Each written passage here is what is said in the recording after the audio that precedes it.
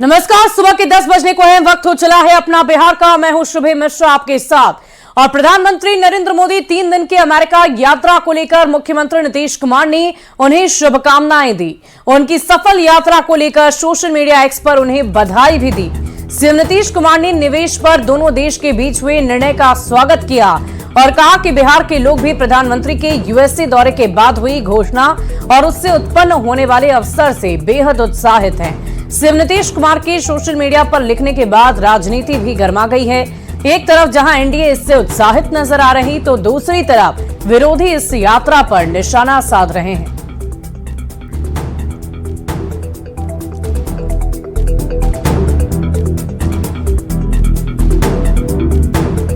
मंत्री नीतीश कुमार जी के बोले की कोई क्रेडिबिलिटी है क्या? आज वो नरेंद्र मोदी जी की तारीफ कर रहे हैं, गुजरात के अमूल बटर लगा लगा करके तारीफ कर रहे हैं। और इसी नरेंद्र मोदी जी के लिए कभी कहते थे मिट्टी में मिल जाऊंगा, इनके साथ हाथ नहीं मिलाऊंगा, बड़का जुट्टा पार्टी है। अरे ये इतना बटरिंग कर क्यों रहे हैं? आप अपने पार्टी को संभालिए ना। पार्टी के लोग तो भाग रहे हैं, बिहार का क्राइम कंट्रोल नहीं कर रहा है। ग्लोबलाइजेशन के इस दौर में विश्व आर्थिक समूह दुनिया के अंदर एक नई आर्थिक परिकल्पना है और आदरणीय प्रधानमंत्री नरेंद्र मोदी जी का जिस गर्मजोशी से स्वागत किया गया अमेरिका में और तकनीक के क्षेत्र में निवेश करने की बात कही जा रही है, ये तो स्वाभाविक है कि बिहार के लोग ज्ञान की भूमि है, नालंदा अंतर्राष्ट्रीय विश्वविद्यालय हमारा धरोहर है, उसकी भूमि है, तो स्वाभाविक रूप से बिहार के लोग, अब माननीय मुख्यमंत्री जी का तो स्वाभाविक उत्साह है, उनको तो अपने परिवार की चिंता नहीं है। प्रधानमंत्री आदरणीय नरेंद्र मोदी जी के ऐतिहासिक विदेशी दौरे को लेकर के जिस प्रकार से एनडीए के घटक दलों का बयान आया है वो स्वागत योग्य है। ये दर्शाता है कि एनडीए के सभी दल एक साथ एक विजन को लेकर के नरेंद्र मोदी जी के नेतृत्व में देश को आगे ले जाना चाहते हैं। जिस प्रकार से नरेंद्र मोदी जी ने विदेशी धरती पर भारत के गौरव और सम्मान को बढ़ाने का काम किया है, जिस प्रकार से आज दुनिया भारत की ओर देख रहा है, उसमें एनडीए के घटक दल और एनडीए के नेता का पूरा सहयोग है। वहीं प्रधानमंत्री नरेंद्र मोदी के अमेरिकी दौरे को लेकर केंद्रीय मंत्री चिराग पासवान और जीतन राम मांझी ने उन्हें बधाई दी। उन्होंने पीएम के सफल दौरे की तारीफ करते हुए कहा कि पीएम मोदी देश की शान है। एक भारतीय होने के नाते मुझे मेरे प्रधानमंत्री पर गर्व होता है। उनकी हर अंतर्राष्ट्रीय यात्राएं जिस तरीके से न सिर्फ देश के मान सम्मान को बढ़ाने का काम करती हैं, बल्कि जिस तरीके से हमारे देश की मजबूत पहचान को अंतर्राष्ट्रीय स्तर पर भी बढ़ाने का काम करती हैं। हर डिसीजन मेकिंग में जिस तरीके से आज की तारीख में भारत का एक महत्वपूर्ण से है। उस दिन जब मेरे प्रधानमंत्री जी ने अपने संबोधन में ही बोला कि आज की तारीख में जब भारत बोलता है तो दुनिया सुनती है, और हकीकत है, भारत जब आज की तारीख में बोलता है तो दुनिया सुनती है, क्योंकि भारत का वो कंट्रीब्यूशन अब रहा है हर क्षेत्र में। मोदी जी के संयुक्त राष्ट्र के भविष्य के शिखर सम्मेलन के संबोधन को दुनिया याद रखेगी, मैं ऐसा समझता हूँ, अभी जो बात उन्होंने की है। और इसीलिए खास करके यूएस यात्रा के दौरान मोदी जी के प्रति दुनिया के प्यार को देखकर हम भारतीय खुद को गौरवान्वित महसूस करते हैं और ये कहना चाहते हैं कि मोदी भारत के आन बान और शान है। और बिहार में पिछड़ी जातियों का आरक्षण कोटा बढ़ाकर 65% करने के मामले में दाखिल याचिका पर सुप्रीम कोर्ट में आज सुनवाई होगी। और इसी को लेकर मुख्य विपक्षी पार्टी राष्ट्रीय जनता दल की ओर से भी याचिका दायर की गई। आरजेडी ने अपनी याचिका में सुप्रीम कोर्ट से हाई कोर्ट के फैसले पर रोक लगाने की मांग कर दी है। और इससे पहले बिहार सरकार ने भी इस मुद्दे को लेकर सुप्रीम कोर्ट का दरवाजा खटखटाया था। आरजेडी ने अपनी इस याचिका में पटना हाईकोर्ट के फैसले को चुनौती दी है, जिसमें वंचित आदिवासी और पिछड़ा वर्ग के आरक्षण 50% से बढ़ाकर 65% करने के कानून को रद्द कर दिया गया था।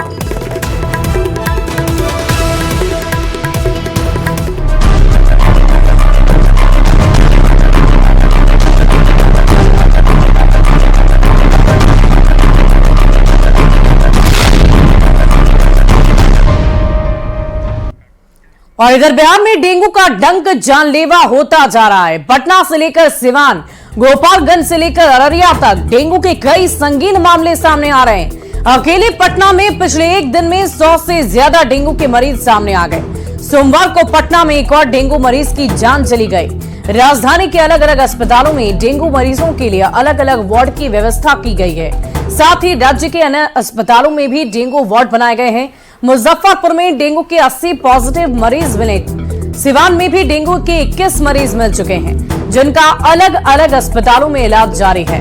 मुंगेर में डेंगू के 6 मरीज का इलाज जारी है और बिहार में 15 दिन में डेंगू के 215% केस बढ़ चुके हैं। डेंगू का ये कहर थमने वाला नहीं है। लोगों को डेंगू से बचाव के लिए हर संभव प्रयास करना होगा, क्योंकि इस बार डेंगू जरा सी लापरवाही पर जान तक ले रहा है। और पूरे देश में हर साल मानसून में डेंगू का प्रकोप देखने को मिलता है। कई शहरों में डेंगू के डराने वाले मामले सामने आते हैं, जिनकी संख्या हजारों में होती है। पिछले कई सालों से डेंगू के डंक से जूझने के बाद एक अच्छी खबर सामने आ गई है। भारत ने इससे निपटने के लिए स्वदेशी वैक्सीन बना ली है, जिसका नाम डेंगी ऑल है। कमाल की बात तो यह है कि इसका क्लिनिकल ट्रायल तीसरे चरण में पहुंच चुका है। केंद्रीय स्वास्थ्य मंत्रालय के अनुसार आईसीएमआर और पैनिसिया बायोटेक ने भारत में डेंगू की वैक्सीन विकसित करने के लिए तीसरे चरण का क्लिनिकल ट्रायल शुरू कर दिया है। भारत की स्वदेशी tetravalent dengue vaccine DengiAll Panacea Biotec की तरफ से बनाई गई है और इस ट्रायल में टेस्ट के लिए शामिल पहले व्यक्ति को 11 अगस्त Pandit Bhagwat Dayal Sharma post graduate institute of medical science Rohtak में वैक्सीन लगाई गई। तीसरे चरण का क्लिनिकल ट्रायल 18 राज्यों और केंद्र शासित प्रदेशों में 19 साइटों पर आयोजित किया जाएगा, जिसमें 10,335 से भी अधिक लोग शामिल होंगे। तो ये वैक्सीन अगर कारगर हो जाती है तो आप समझ सकते हैं कि ये कितनी प्रभावशाली होगी। और बिहार में डेंगू का प्रकोप लोगों को डराने लगा है। हम आपको पटना के एनएमसीएच अस्पताल की तस्वीरें दिखाएंगे, जहां डेंगू के मरीज भर्ती हैं और इनका इलाज भी जारी है। पूरी तस्वीर दिखा रहे हैं न्यूज 18 संवाददाता आनंद अमृतराज। बिहार के कई जिलों में डेंगू का प्रकोप बढ़ता ही जा रहा है और बिहार के कई जिलों में डेंगू के मरीजों की संख्या भी बढ़ गई है। राजधानी पटना में भी पिछले 24 घंटों की बात करें तो 100 से ज्यादा डेंगू के मरीज थे जो अस्पताल में भर्ती कराए गए हैं। और इस वक्त हम एनएमसीएच की तस्वीर दिखा रहे हैं। डेंगू वार्ड बनाया गया है और इस डेंगू वार्ड में भी कुछ मरीज डेंगू के भर्ती हैं और लगभग 100 से ज़्यादा मरीजों की संख्या बताई जा रही है राजधानी पटना में। और इसके लिए अलग अलग अस्पतालों में डेंगू वार्ड भी बनाया गया है, जहां पे मरीजों को रखा जा रहा है और प्रिकॉशन का ही पूरा ख्याल रखा जा रहा है। इस वार्ड में किसी को आने जाने की मनाही है। और साथ ही राज्य के अन्य अस्पताल भी हैं जहां पे डेंगू के मरीज है, उनके लिए भी वार्ड बनाया गया है। तो जाहिर सी बात है, डेंगू के मरीजों की संख्या बढ़ने से जो स्वास्थ्य विभाग पूरी तरीके से अलर्ट मोड में है और उसकी कोशिश है कि डेंगू के मरीजों को उचित समय पे भर्ती कराया जाए ताकि उनका सही से इलाज हो सके। लेकिन डेंगू के मरीजों की संख्या बढ़ने से बिहार सरकार भी अलर्ट मोड में है और लोग भी परेशान हैं और लगातार डेंगू से बचने की कोशिश सरकार की तरफ से बताई जा रही है और लोगों से अपील भी कर रही है कि डेंगू से बचाव के जो भी साधन हो सकते हैं उसका उपयोग में लाए। और सरकार की भी कोशिश है कि डेंगू के मरीजों की संख्या घटे, इसके लिए उचित इलाज समय पर किया जाए।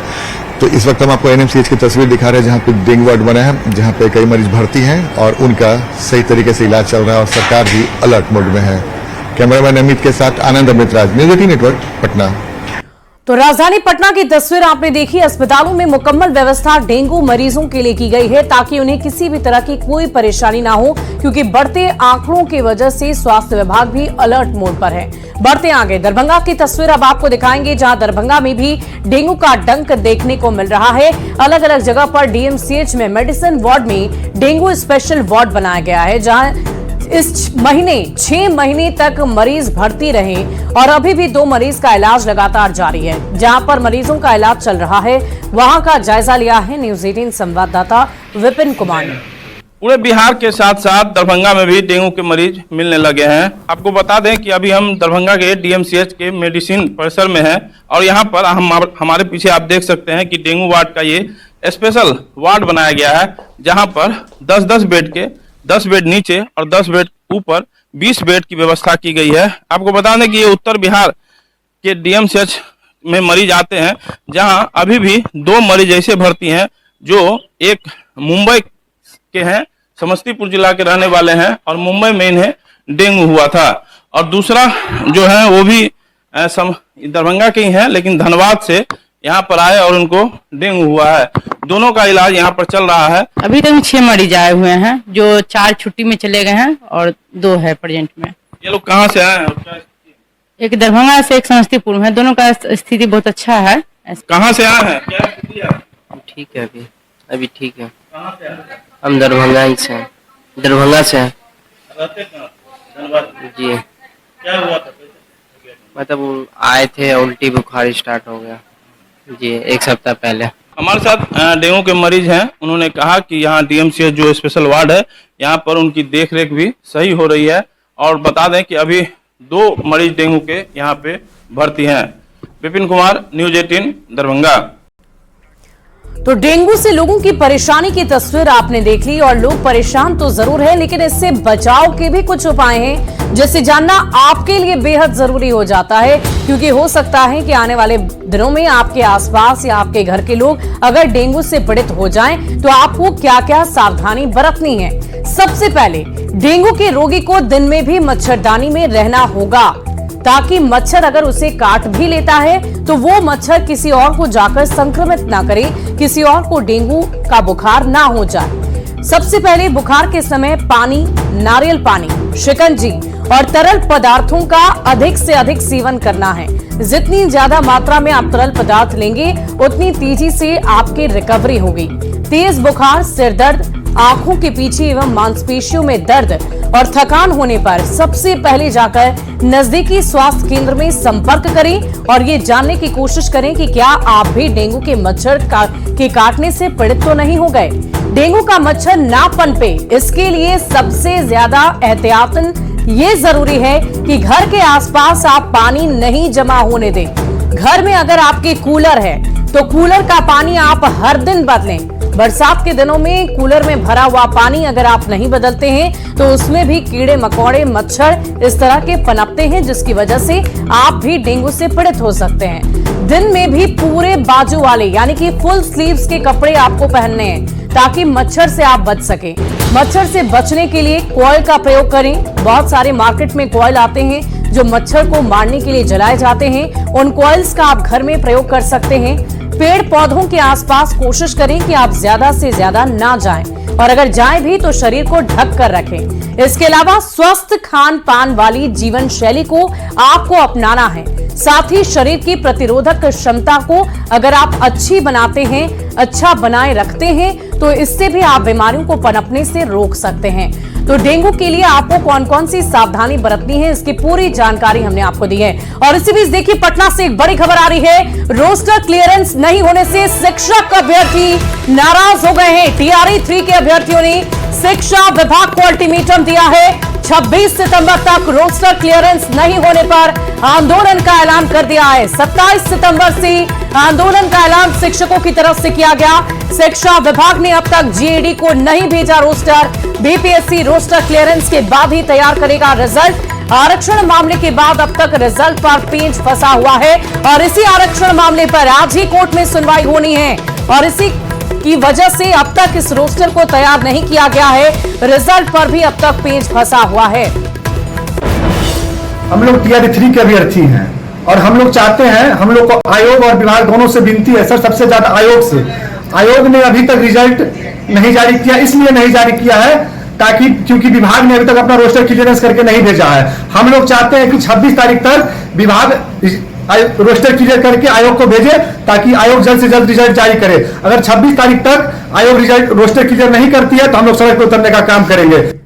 वहीं भागलपुर में पुलिस ने मिनीगन फैक्ट्री का खुलासा कर दिया है। बंगाल और बिहार एसटीएफ की टीम ने स्थानीय पुलिस के साथ मिलकर बड़ी कार्रवाई की है। कहलगांव अंडंडा थाने से महज आधे किलोमीटर की दूरी पर मौत का सामान तैयार किया जा रहा था। चांदपुर गांव से बिहार और बंगाल की एसटीएफ ने भारी मात्रा में अर्धनिर्मित और निर्मित बैरल के साथ 5 लोगों को गिरफ्तार कर लिया। एसटीएफ ने हथियार बनाने में इस्तेमाल मशीन और अन्य सामग्री भी बरामद कर ली है। नक्सलियों को हथियार सप्लाई करने की बात सामने आ रही है। गिरफ्तार सभी अपराधियों से पूछताछ जारी है।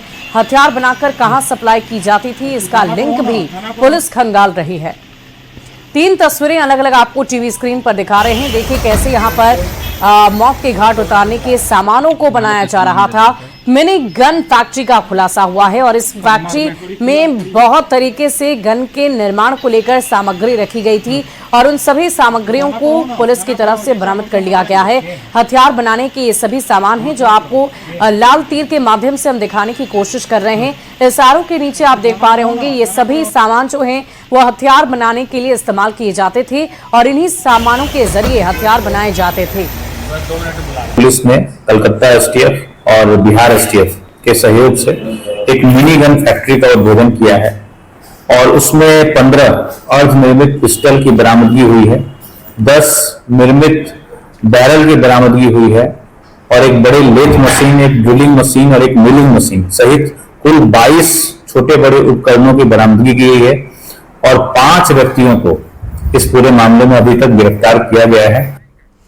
और बिहार में 2025 विधानसभा चुनाव होना है और उसके पहले जेडीयू नेता आपस में ही एक दूसरे के खिलाफ नजर आ रहे हैं। भागलपुर में गोपालपुर के जेडीयू विधायक और बिहार सरकार में राज्य मंत्री गोपाल मंडल ने सांसद अजय मंडल और बीजेपी के बेहपुर विधायक इंजीनियर शैलेंद्र पर जमकर निशाना साधा है। बाढ़ पीड़ितों के नौगछिया के जानवी चौक पर जाम हटाने पहुंचे गोपाल मंडल ने सांसद पर निशाना साधते हुए कहा कि सांसद की बीमारी है, वही उनकी लाचारी है कि वो जीत गए।